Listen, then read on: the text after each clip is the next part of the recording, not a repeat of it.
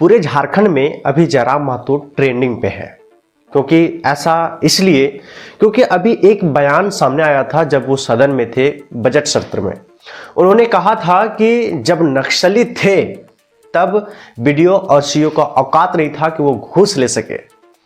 इसी बात पे नेहा शिल्पी तिर्की ने कहा कि आप नक्सलियों का साथ दे रहे हैं। आखिर ऐसा क्यों कहा? सबसे पहले आप इस वीडियो को देखिए, उसके बाद हम इस पर चर्चा करें। कि जब नक्सलियों का वर्चस्व था, वीडियो का हैसियत नहीं था 1 रुपए घूस लेने का। आप इस राज्य को नक्सल की ओर नहीं धकेल सकते अध्यक्ष महोदय। सीओ का औकात नहीं था 1 रुपए घूस लेने का। थाना प्रभारी थर-थर कांपते थे। ये आप क्या कह रहे हैं अध्यक्ष महोदय? यानी आम व्यक्ति आज भी अगर गोलियां खा रहे नक्सल के नाम पर, तो कारण आपका सिस्टम फेल है अध्यक्ष महोदय। नहीं, आप क्या कहना चाहते हैं? मैं ये कहना चाहता हूँ, आपको व्यवस्था में रहती चीजों को व्यवस्थित करना होगा। मैं प्रशंसा कर रहा हूँ सरकार की। क्या मंत्री मैडम, एक तो 1 मिनट का समय आपराधित कर रही हैं। माओवादियों ने बांटी हजारों एकड़ जमीन। अध्यक्ष महोदय, मैं पारसनाथ की तराई से आता हूँ। जब नक्सली गतिविधियों का प्रश्न आता है तो सबसे पहले लोग पारसनाथ को देखते हैं।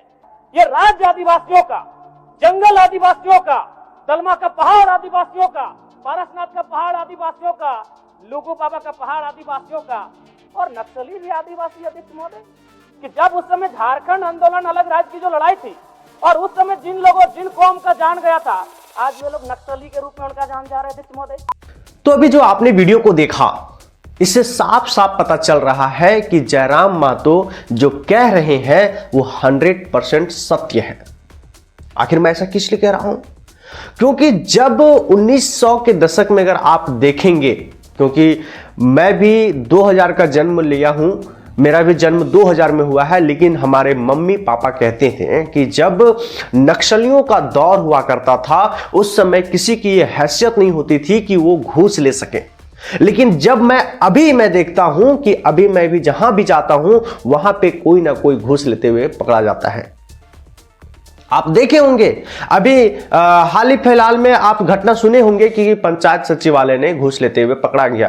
कोई जो है वो पीएम आवास को अप्रूव करवाने के लिए, उसको पीएम आवास दिलवाने के लिए कोई मुखिया घूस ले रहा है, तो कोई सरपंच घूस ले रहा है, तो कोई ये कह सकते हैं पंचायत सचिव घूस ले रहा है। ये बहुत सारे तमाम जो घूस लेने की जो प्रक्रिया है वो फिर से चालू हो गई है।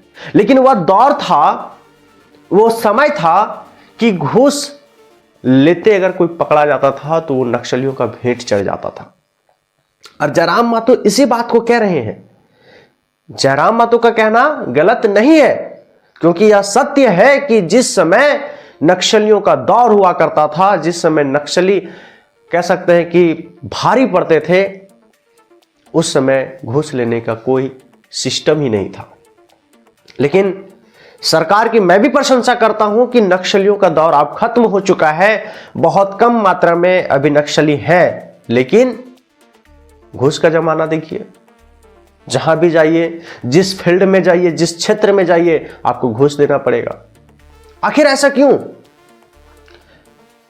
जयराम महतो के सवाल पे नेहा शिल्पी तिर्की इतना गुस्से में क्यों, और इतना सारा बात जो जयराम महतो ने कहा, मंत्री मैडम ने उसे नकारा, उसे स्वीकार क्यों नहीं किया? क्योंकि आज हम सभी आम जनता, आज हम सभी आम झारखंड वासी कहीं ना कहीं घूस के कारण से हम सभी लोग आज गरीबी में हैं। हर कोई चाहता है कि मैं अपना जीवन व्यवस्थित ढंग से जीऊं, लेकिन नहीं हो पाता है, क्योंकि कहीं ना कहीं सरकार की जो व्यवस्था है, जो नियम है, कानून है, उसके अनुरूप नहीं हो पा रहा है। और जो घूस का जो सिस्टम है वो इतना वर्चस्व है घूस का कि हम लोग आम आदमी का भेंट चढ़ जा रहा है। एक आम आदमी कितना घूस दे सकता है? नौकरी लेने जाइए 27 लाख 28 लाख कहां से दे पाएगा आम आदमी? वो मेहनत करता है, वो दिन रात लगा रहता है कि नहीं मैं इस बार एग्जाम को क्लियर करूंगा और मैं जॉब पाऊंगा, लेकिन कहीं ना कहीं वो घूस का भेंट चढ़ जाता है। और आप सोच रहे होंगे कि जयराम महतो नक्सलियों का साथ दे रहे हैं, तो ये सरासर गलत है। मैडम ने जो कहा कि आप नक्सलियों का साथ दे रहे हैं, लेकिन जयराम महतो वो कह रहे हैं कि ये असंवैधानिक तरीका है कि मैं नक्सलियों का साथ नहीं दे रहा हूं, मैं सरकार का समर्थन कर रहा हूं कि आपके कार्यकाल में और पहले के जो सरकार थे उसके कार्यकाल में नक्सलियों कम हुआ है। लेकिन नक्सली कम हो गए हैं, लेकिन घूस का जो सिस्टम है वो बढ़ गया है।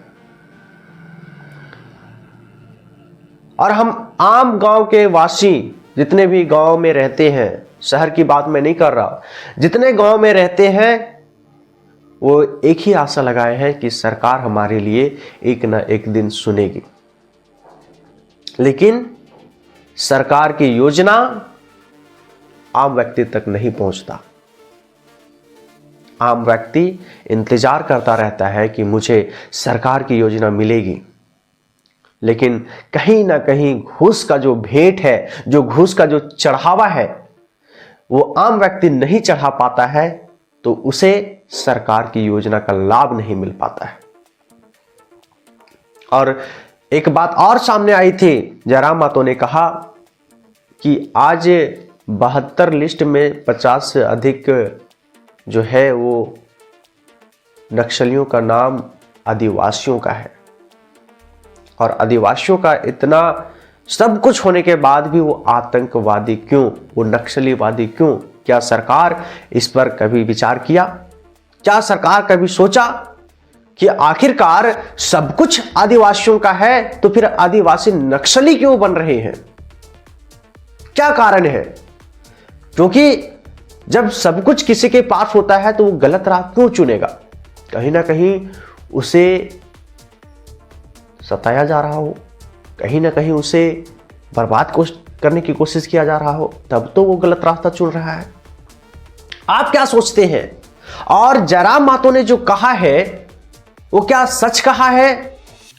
क्योंकि सदन में जिस प्रकार से बात हो रही थी, जिस प्रकार से जयराम महतो और सरकार के बीच में जो कह सकते हैं कि बातें हो रही थी, इससे साफ साफ पता चलता है कि आम व्यक्ति पिसा जा रहा है। तभी तो जयराम महतो उसके साथ खड़े हैं।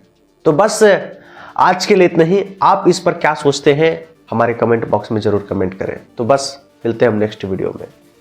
धन्यवाद।